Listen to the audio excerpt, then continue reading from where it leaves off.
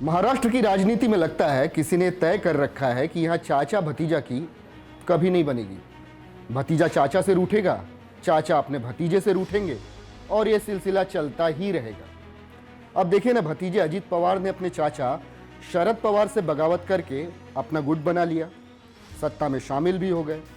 लेकिन अब उनके भतीजे के मुंह से उनके लिए अनाप शनाप निकल रहा है। Welcome to the big bench telly. उनके भतीजे मतलब हम यहां बात कर रहे हैं करजत जामखेड़ विधानसभा क्षेत्र से एनसीपी विधायक रोहित पवार की। रोहित पवार अजीत पवार के चचेरे भाई राजेंद्र पवार के बेटे हैं। बड़ी कम उम्र में उन्होंने राजनीति में कदम रखा है। शरद पवार को वो अपना सब कुछ मानते हैं और शरद पवार के साथ हमेशा साये की तरह रहते हैं। एनसीपी के टूटने के बावजूद रोहित ने अपनी लॉयल्टी अपने दादा शरद पवार के लिए ही दिखाई है। विधानसभा में भी वो वहीं बैठते हैं जहां विपक्ष के विधायक बैठते हैं। खैर, हम बात कर रहे थे चाचा भतीजे के बीच चल रहे कोल्ड वॉर की। तो हुआ दरअसल कुछ यूं है कि 24 जुलाई को रोहित पवार ने अजीत पवार से मुलाकात की थी। ये मुलाकात इसलिए अहम थी क्योंकि एनसीपी में फूट के बाद पहली बार ये चाचा भतीजा आमने सामने आए थे। सब सोच रहे थे कि मुलाकात की वजह क्या हो सकती है। वैसे नेता तो आपस में मिलते ही रहते हैं और अजीत पवार चूंकि अब वित्त मंत्री बन गए हैं तो हर विधायक अपनी अपनी ज़रूरत को लेकर उनके पास पहुंचेगा ही।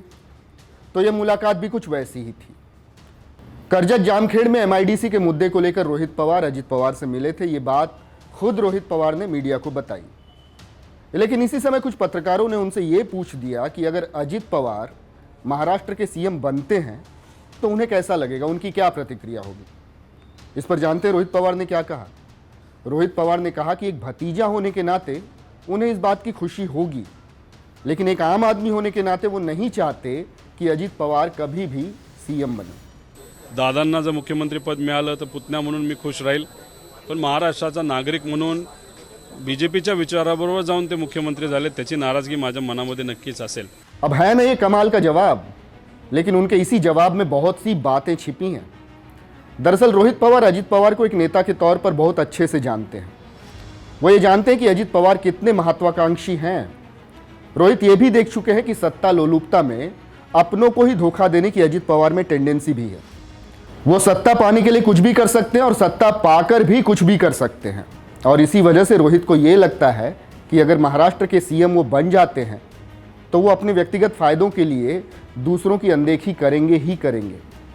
वैसे भी एनसीपी का टूटना एनसीपी के आम कार्यकर्ताओं को रास नहीं आ रहा है और इसी नाते हर वो कार्यकर्ता जो अभी भी इमोशनली शरद पवार के साथ खड़ा है वो अजीत पवार को सीएम बनते नहीं देखना चाहता, चाहे वो जैसे भी बने। लेकिन ये सब बातें करना बेमानी सा है, क्योंकि उनके सीएम बनने की खबरें जो उनके ही लोग और विपक्ष के कुछ नेता फैला रहे थे उस पर अब विराम लग चुका है। ये तय हो चुका है कि एकनाथ शिंदे ही महाराष्ट्र के सीएम हैं और रहेंगे भी।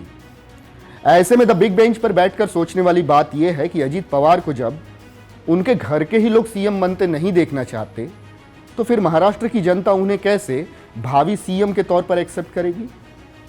इस मसले पर आपकी क्या राय है, आप हमें कमेंट करके बता सकते हैं। Keep watching the big bench daily.